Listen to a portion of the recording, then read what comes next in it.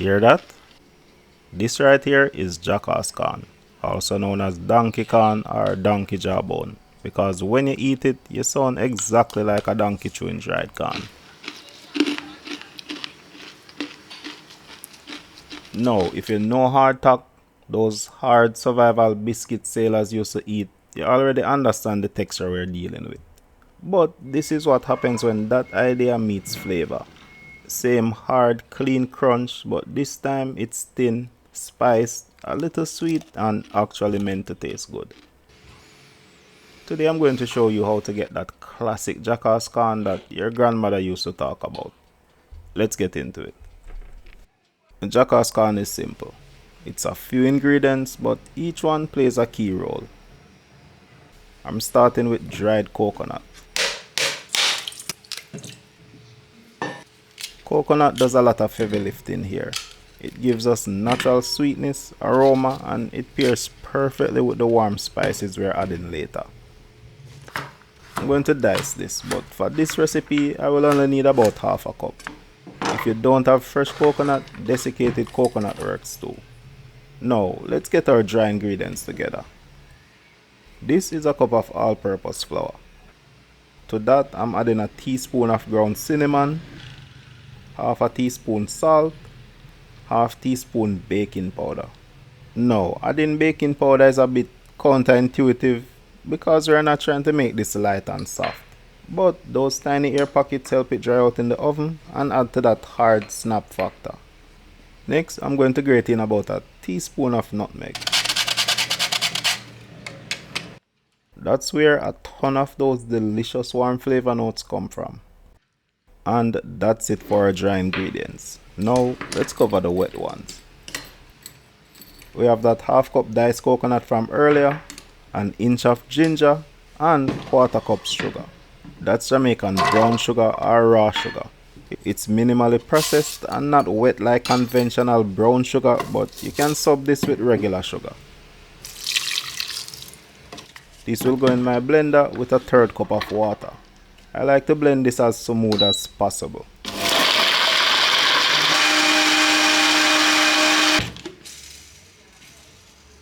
Next, we can just add our wet ingredients to our dry ingredients. Now we can bring this together. Mix to hydrate the flour.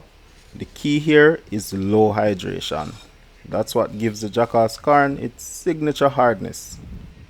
Fresh coconut can vary in moisture, so you might need to adjust. That's kinda wet, so I'm going to add more flour.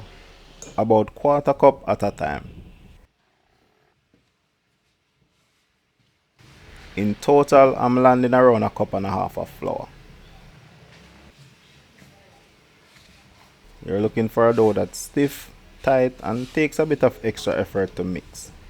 If it's too easy, it's probably too wet. Once everything comes together, you should have a solid dough and it should smell incredible. Those spices are really coming through. Next, we're going to roll this. You want to be generous with your flour. This dough is stiff, but it rolls out pretty easily. I'm going very thin, just a few millimeters. If it's too thick, you move into hardtack territory and then it would be almost unbreakable. Now we can cut. Traditionally, these are cut into squares. I'm using a pastry cutter for some texture on the edges, but a knife or pizza cutter works fine. I only just learned about this, but these thinner strips are sometimes called foul toe. Same thing, just a different shape. Jackass corn now is kind of a niche old-timey treat. They are still made commercially at some level, but a lot of people find the store-bought ones lacking, so they simply don't bother. Foul toe was one of my mom's favorite snacks when she was little, but she even forgot about it until I asked her. I don't think jackass corn is going anywhere, but that's how a lot of recipes fade. The people who know how to make them pass on, and the rest of us simply forget.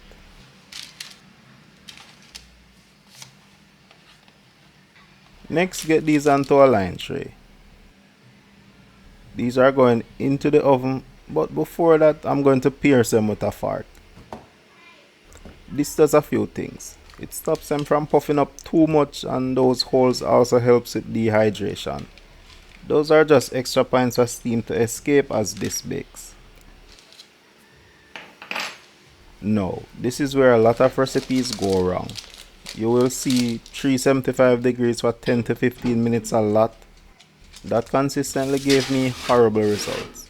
That's too fast, too hot, and you end up with something that's kinda close but not there yet. Going lower and slower gives the best result. 325 to 350 degrees Fahrenheit for around 30 to 40 minutes usually does the trick. You could even go lower than that. You're not just baking, you're also drying. Once they hit the color you want and they're rock solid, then they're done. I didn't forget about those trimmings. Don't throw them away. You can either bake them as is or re-roll them and cut them again until all the dough is used up. As I mentioned earlier, jackass corn has a lot in common with hardtack. Hardtack was a food of necessity. Cheap, simple, built to last. Long shelf life, no spoilage, just calories. As far as food goes, it was purely functional. It's not exactly something you would call enjoyable. Jackass corn takes that same idea and flips it.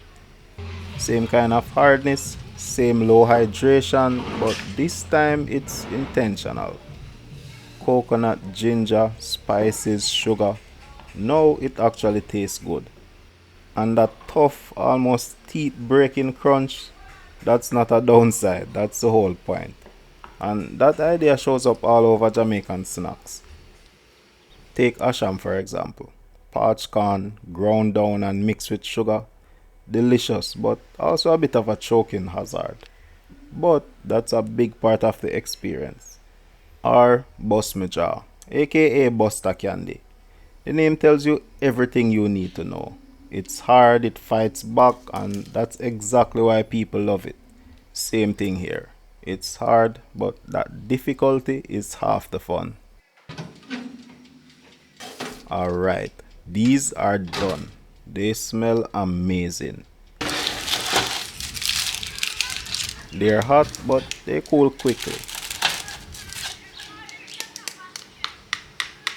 Some recipes say they get harder as they cool, but in my experience, if they're not rock hard out of the oven, they're not ready. You can see the different piercing makes, but even the unpierced ones are still solid.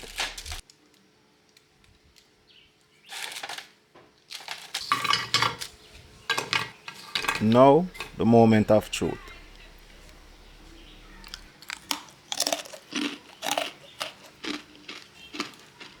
That is it.